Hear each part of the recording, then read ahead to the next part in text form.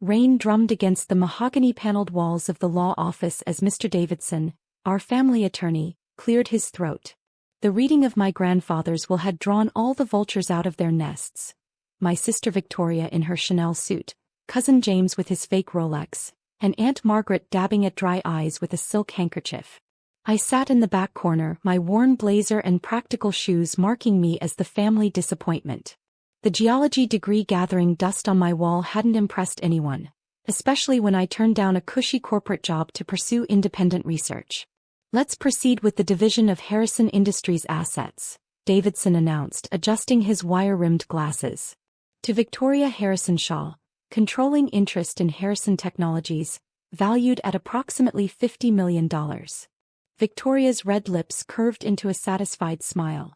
She'd been grandfather's favorite ever since she earned her MBA and started dressing in four-figure suits. To James Harrison, the family estate in Vermont and associated holdings, valued at $30 million. James punched the air, already mentally renovating the colonial mansion into a boutique hotel. To Margaret Harrison, the Palm Beach residence and investment portfolio, valued at $25 million. Aunt Margaret sniffed appropriately, though everyone knew she'd been counting on the main estate. And to Elizabeth Harrison. Davidson paused, shuffling his papers. The abandoned manufacturing facility in Colorado, including all surrounding land and mineral rights. The room erupted in poorly concealed laughter. Victoria didn't even try to hide her smirk. "Enjoy your worthless factory, Lizzie," she called out. "Maybe you can turn it into a rock museum for all those useless minerals you study." I kept my face carefully neutral, thinking of the preliminary survey results locked in my home safe. 6 months ago, I'd noticed something peculiar in the soil samples near the old factory. Something that had made me cash in my savings for a professional geological survey.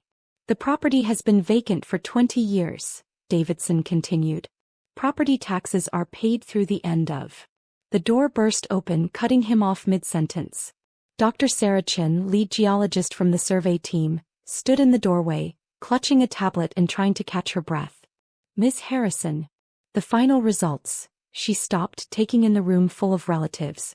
"I'm sorry to interrupt, but this couldn't wait. The rare earth deposits we found. The concentration levels are unprecedented. The underground reserves are worth billions." Victoria's champagne glass slipped from her fingers, shattering on the hardwood floor.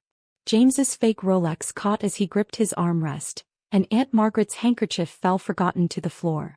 I allowed myself a small smile. "I know, Dr. Chin. I commissioned the survey months ago. The preliminary results were quite promising. But how did you know to look?" Victoria sputtered, her perfect composure cracking. "Remember all those worthless rocks I studied? Turns out a geology degree is good for something after all." I stood, smoothing my blazer. "Dr. Chin, shall we discuss the extraction permits?" "You can't just," Victoria started.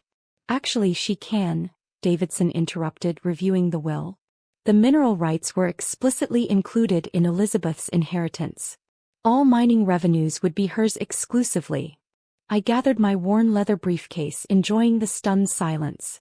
"Victoria, you got the technology company. But while you were learning to code, I was learning to read the earth itself." I turned to Dr. Chin. "Let's continue this discussion at my office. I believe we have some contracts to review." "This is impossible," James muttered. "That factory was worthless." "No," I corrected him, pausing at the door. "You just didn't know what to look for. Sometimes the real treasure isn't in the building, it's in what lies beneath." The rain had stopped as Dr. Chin and I left the office, leaving my family to digest the fact that their worthless gift was about to make me the wealthiest Harrison of them all. And I was just getting started. 2 weeks after the will reading, I stood in my newly renovated office overlooking the Colorado factory grounds. The preliminary excavation equipment had arrived yesterday, massive yellow machines dotting the landscape like mechanical dinosaurs. Dr. Chin spread the latest geological maps across my desk, while satellite images flickered across wall-mounted screens. "The rare earth deposits extend far deeper than we initially thought," she explained, tracing the veins with her finger. "We're looking at the largest concentration of neodymium and dysprosium in North America. The Department of Defense has already reached out about priority contracts." Show me the northern quadrant again, I requested, remembering the summer internships I'd spent cataloging soil samples from this very property. Grandfather thought I was wasting time collecting rocks here during college breaks. He never questioned why I was so interested in this worthless piece of land. My phone buzzed. Another call from Victoria. I'd ignored 14 already this morning. The family lawyers had been working overtime trying to find a loophole in the will.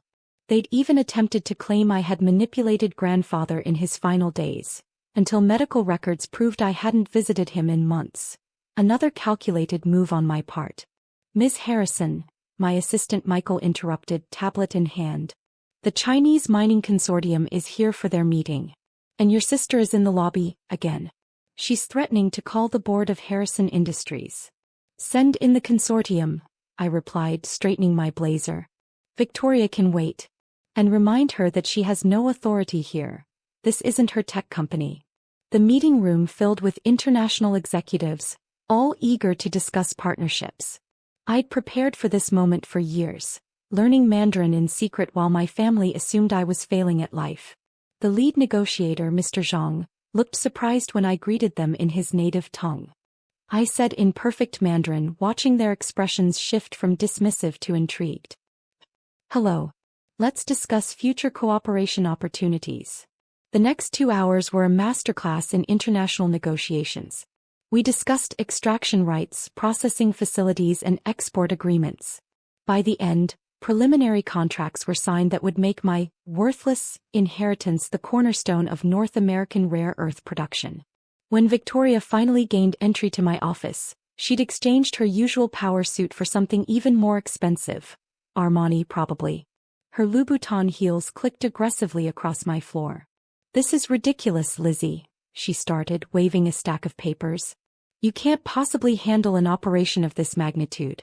Let Harrison Technologies manage the extraction. We have the infrastructure, the connections. Like you managed grandfather's company? I interrupted, pulling up a spreadsheet I'd been saving for this moment. Your tech division is losing money on outdated products. You're 3 generations behind in rare earth applications. Last quarter's reports show a 40% decline in market share. She blinked, mascara-heavy lashes fluttering. How did you access those numbers? Those are confidential. I did my research. While you were bragging about your MBA, I was studying market trends, geological surveys, and industrial applications. I turned my monitor to show her the projections. These minerals are crucial for everything from smartphones to military hardware. And I control the largest deposit in the Western Hemisphere. We're family, she tried, switching tactics. Her voice softened to the same tone she used to convince grandfather to buy her a Ferrari. We should work together. Think of the synergy. Family. I laughed, the sound sharp in the modern office. Last month you called me a failure at Aunt Margaret's garden party. Last year you told the board I was an embarrassment to the Harrison name. 2 years ago, you convinced grandfather not to fund my research project. Dr. Chin entered with fresh satellite imagery, her timing perfect as always. The secondary surveys confirm additional deposits to the north. We're looking at a total value approaching $8.7 billion. The Pentagon is requesting immediate consultation regarding strategic resources. Victoria gripped my desk, knuckles white against the polished surface. Grandfather never would have given you this if he'd known. He gave me exactly what he thought was worthless. I cut in, standing to match her height. His mistake was assuming that anything involving science and research was beneath the Harrison name. Your mistake was believing him. My phone buzzed again. The Department of Defense requesting an urgent meeting about strategic mineral rights. The Chinese consortium was already drafting press releases about our partnership. Security will show you out, I told Victoria, pressing a button on my desk. Oh, and about those Harrison Technologies contracts with your current mineral suppliers? They're being terminated. My company will be setting new market rates. You can't do this to me, she whispered, her perfect composure cracking. The board will never. I already have. Check your email. The termination notices went out an hour ago. I turned to the window, watching the excavators begin their work. It turns out all those rocks I studied were worth something after all. Now, if you'll excuse me, I have a meeting with the Pentagon. As security led her out, I could hear her designer heels clicking angrily down the hallway. On my desk, the geological maps showed what my family had never bothered to see: that true value often lies beneath the surface, waiting for someone smart enough to find it. Dr. Chen smiled. The next phase of surveys starts tomorrow. Ready to see what else your worthless factory is hiding? I returned her smile, thinking of all the times my family had dismissed my interests as worthless. Oh, I'm just getting started. Sometimes the best revenge is buried right under everyone's feet. The excavators roared to life below, beginning to unearth my billion-dollar secret. Phase 1 was complete. Now it was time to show the Harrisons exactly what their worthless daughter could do.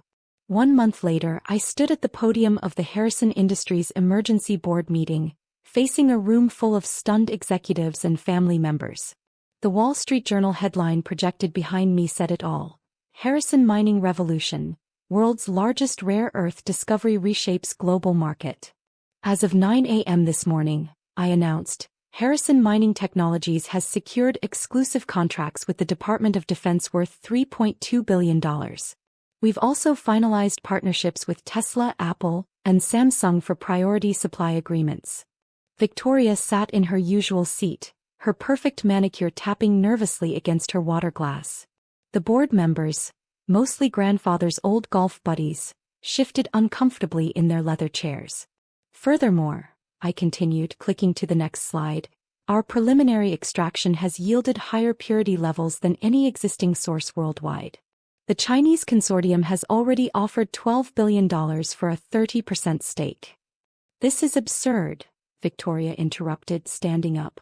She's been in business for a month. Harrison Technologies has 30 years of declining market share and failed innovations. I cut in smoothly. Speaking of which, let's discuss your company's dependence on rare earth components. My team distributed detailed reports to each board member. Harrison Technologies requires these minerals for 80% of your products. Your current suppliers are charging you 40% above market rate. As of next quarter, those supplies will be cut off entirely. The color drained from Victoria's face. You wouldn't dare. I already have. But I'm prepared to offer Harrison Technologies a lifeline. I clicked to the next slide. A merger. Your technology, my minerals. But under my leadership. The boardroom erupted in chaos.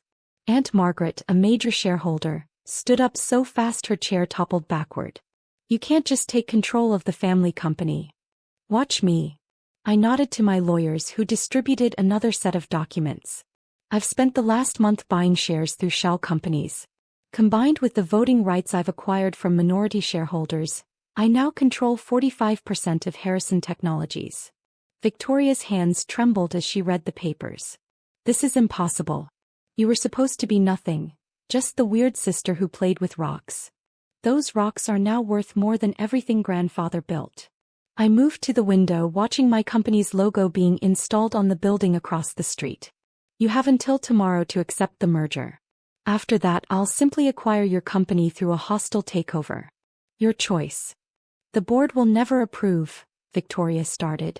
Actually, interrupted Mr. Chen, the longest-serving board member, we already have. The vote was taken this morning.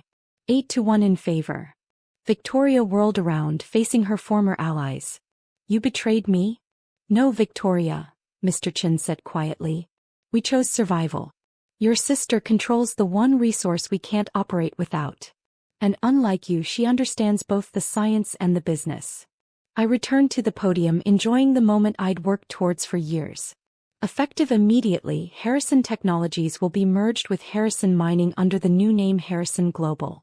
Victoria, you can keep your corner office as head of public relations. PR, she gasped. I'm the CO. We're the CO, I corrected. Consider yourself lucky, James and Aunt Margaret's shares are being bought out completely. The room emptied slowly, shell-shocked board members and family members filing out in silence. Victoria remained, staring at her reflection in the darkened windows. Why? She finally asked. Why didn't you tell us what you knew about the factory? I gathered my papers, thinking of all the family dinners where I'd been dismissed, all the condescending comments about my career choice. You never asked. You were all so convinced I was a failure, It never occurred to you to question why I spent so much time studying that worthless land. And now you own everything, she whispered. No, I corrected her. I earned everything. The only difference is I did it by looking beneath the surface, something none of you ever bothered to do. As I left the boardroom, my phone buzzed with another government contract offer. Below, workers were installing the new company sign, Harrison Global, unearthing tomorrow's technology. Sometimes the best revenge isn't just about proving people wrong. It's about proving yourself right. And I had about $12 billion worth of proof buried under that old factory. The future of the Harrison name would no longer be built on social connections and MBAs.